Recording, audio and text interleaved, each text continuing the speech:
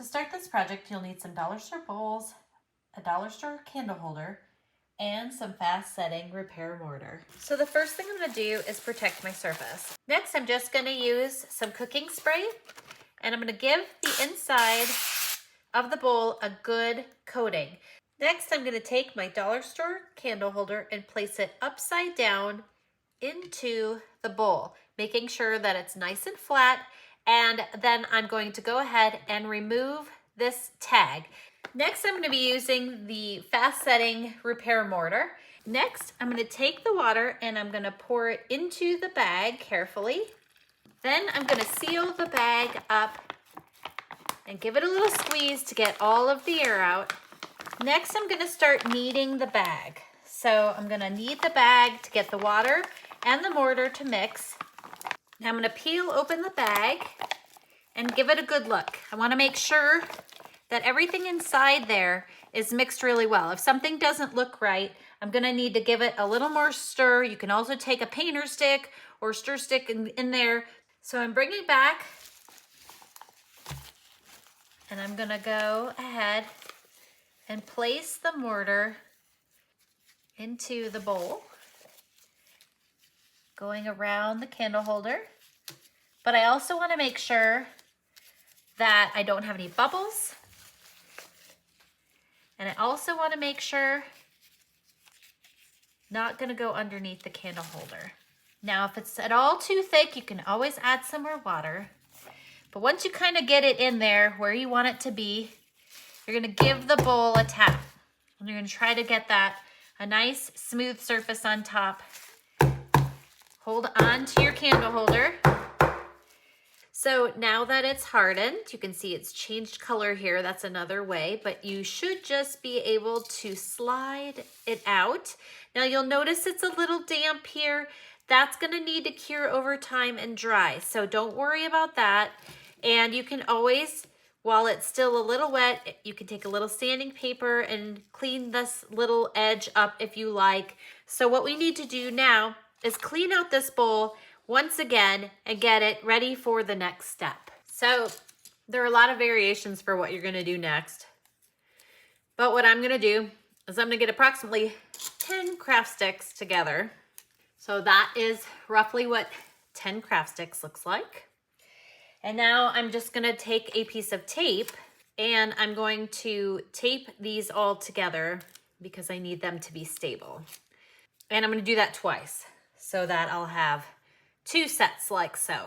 And I'm going to place these on either side like this in a moment. But right now, I need to focus on the next round of mortar, and then we'll be bringing this back. So I've got that like that.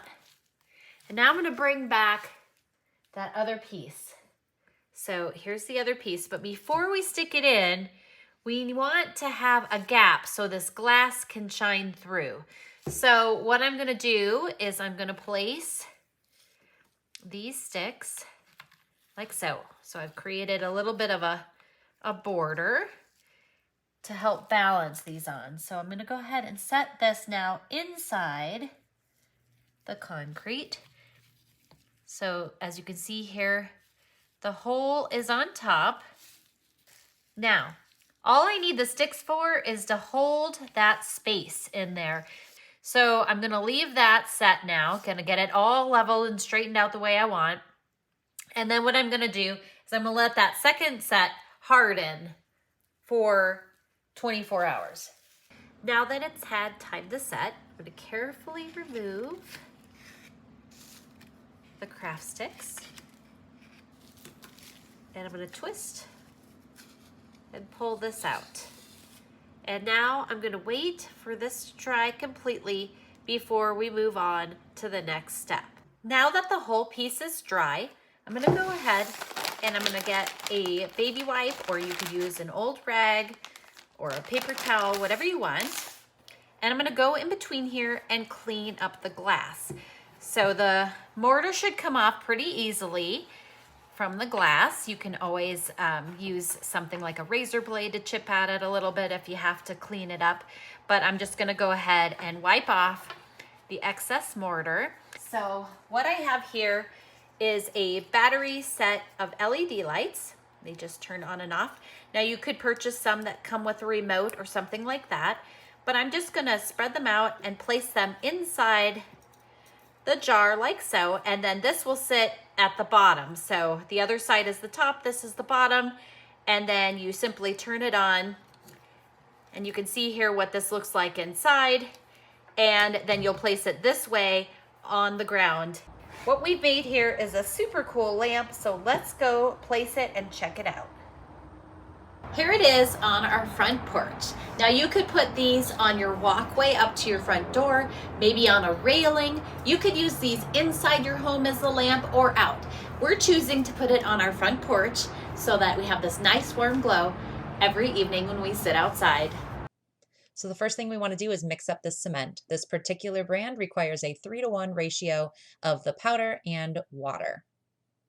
Either use a disposable bowl and utensils or something that you don't want to use for cooking again. I'm using an old bowl and a wooden spoon that I typically use for gardening. Mix everything up until you have a mixture that kind of feels like pancake batter.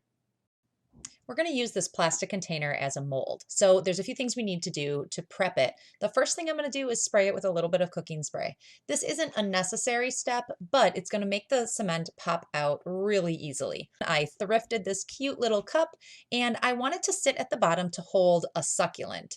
So I want this to dry on an angle so that the base is actually wider than the top. It's going to help it stand up a little bit better. So I'm putting a few pieces of wood underneath one side, and then I'm just going to push the teacup into the bottom portion of this. Once I have everything exactly where I want it, I am going to walk away. I'm going to leave this alone for at least 24 hours and let everything dry. I'm going to use the same process for this mold. I'm going to angle it a little bit so the bottom is wider than the top. And for this one, I am placing a little saucer on the bottom. Now I need to keep this in place. So I've rigged up a few craft sticks and some painter's tape to help keep this plate exactly where I want it while it dries. While the cement is still wet, I'm going to take some stones and place them in here just for a little bit of decoration. This is one way to embellish these. The other way is to wait until the cement completely dries and then you can paint it.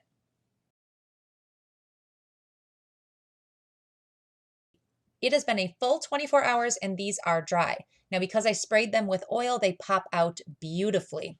Sometimes this back might still be a little bit wet, so you may want to let it dry out of the mold for another couple of hours. Now, this should stand nicely by itself once I have it in place. I chose to put a little tiny succulent in my teacup and use the saucer as a candle holder. This is a fun accessory in my living room. It was really easy to make, and I was able to use an inexpensive plastic container and some pretty thrifted china pieces. I hope this inspired you to make some concrete creations for yourself. Thank you so much for watching. We'll see you next time.